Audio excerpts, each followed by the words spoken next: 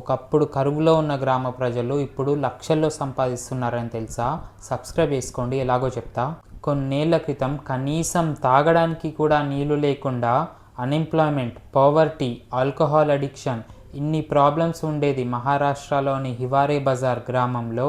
అప్పుడొచ్చాడు ఆ ఊరికి పోపట్రావు Babuji power. Masters complete చేసిన పవర్ 2 సార్లు పూణే యూనివర్సిటీ నుంచి నేషనల్ లెవెల్లో క్రికెట్ ఆడాడు. చాలా ఫ్యూచర్ ఉన్న పవర్ తన ఊరి పరిస్థితి చూడలేక తన ఊరిని డెవలప్ చేయాలనుకున్నాడు. అక్కడి యూత్ అండ్ మహిళల సపోర్ట్తో సర్పంచ్ కూడా అయ్యాడు.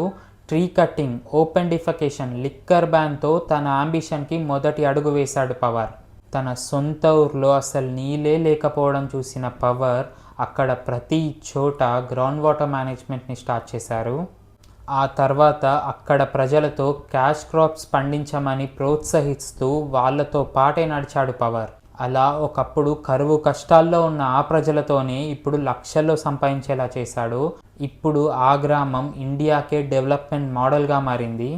విలేజ్ డెవలప్మెంట్ కోసం ఎన్నో మంచి పనులు చేసిన పవార్ గారికి 2020లో ఇండియన్ గవర్నమెంట్ పద్మశ్రీ అవార్డు కూడా ఇచ్చింది. పవార్ గారు చేసిన ఈ మంచి పనుల గురించి మీరేమనుకుంటున్నారో కమెంట్ చేయండి. ఈ వీడియో నచ్చితే ఒక్క లైక్ చేయండి. రోజు ఇలాంటి ఇన్ఫర్మేషన్ నా సైడ్ నుంచి ఒకటి వస్తుంది. ఛానల్ని సబ్స్క్రైబ్ చేసుకోండి, మీకు ఖచ్చితంగా నచ్చుతుంది.